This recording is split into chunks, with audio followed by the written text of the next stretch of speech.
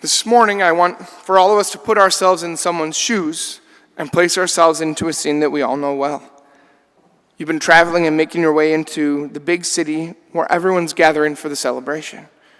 Typically, the city is pretty decently populated, but for this celebration, since so many people come from all over to celebrate the feast, the city population during the festivities will swell and increase to include millions of people who themselves have made a long journey to get there.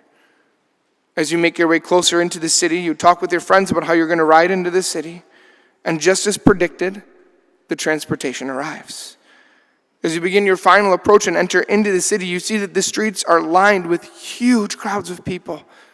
And they recognize your greatness, and they begin to cry out as you pass by. They are in awe of you as you make your way along the streets.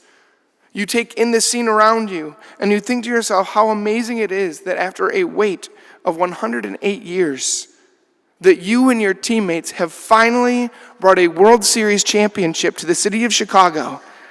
And the millions of people who have gathered here are here to watch your Cubs World Series victory parade.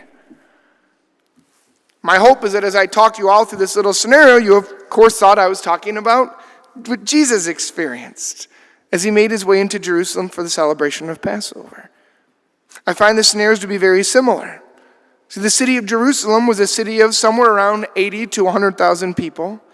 But since all Jews, wherever they lived, were required to make their way into the city of Jerusalem for Passover, the population would swell to between 2 and 3 million people each year for the duration of the feast. Next, the people lined the streets on all sides as the disciples brought the colt to Jesus to ride on. Finally, as he made his way in and the crowds recognized his greatness, they began to cheer and cry out. The people had waited a long time, way more than 108 years, for the coming of the Messiah. And after centuries and centuries, many in the crowd sensed who it was that was in their midst. As you can see, the outward characteristics that make up the scenes are very similar. However, there are a few major differences that I think can help us to understand the significance of what we celebrate today. First, the people who were gathering in Jerusalem, they were gathering for a religious celebration. They had made this trip to this event to encounter God. Cubs fans at the victory parade were in no way there for a religious experience.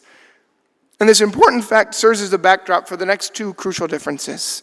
The first is that as Jesus entered into Jerusalem, the people laid down palm branches as well as their very own cloaks right off their backs to prepare the path for Jesus as he rode on the colt.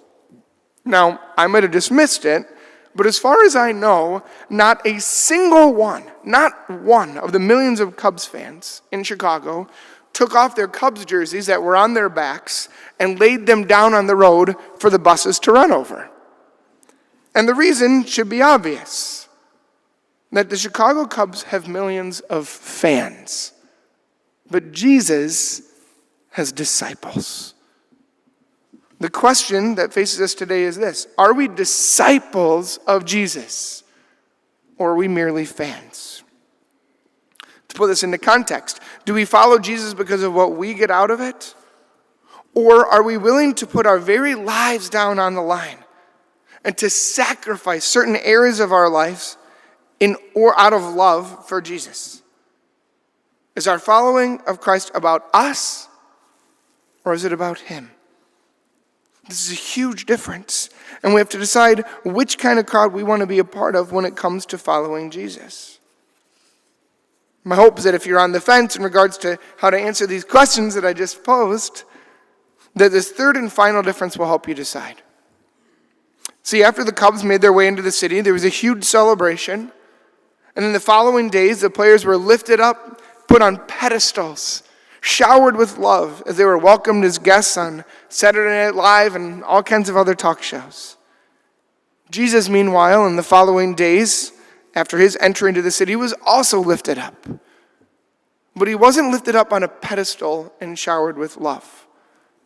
Rather, he was lifted up on the cross, and he showered us with his love. He endured his passion, crucifixion, and death. All the details we just heard in the gospel. He endured all that for you because of his love.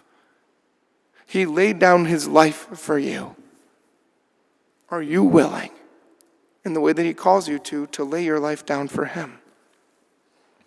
As we enter into Holy Week, I want to invite you to take time to think about who Jesus is in your life. Are you a fan of Jesus? Someone who thinks that what he did was so great, and so you want to be in on the action. And so you stand at the side of the road to cheer him on as he goes by. Or are you a disciple who knows that Jesus' love is great, and so you want to be in on the action?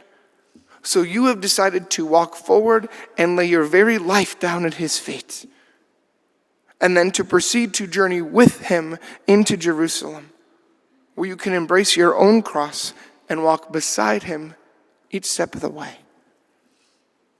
Perhaps we might think to ourselves that it would be so great to personally know any of the members of the Cubs.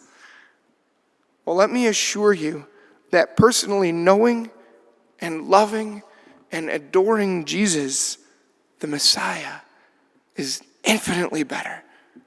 And he is welcoming you to be his disciple. The question is, will you accept? Will you follow?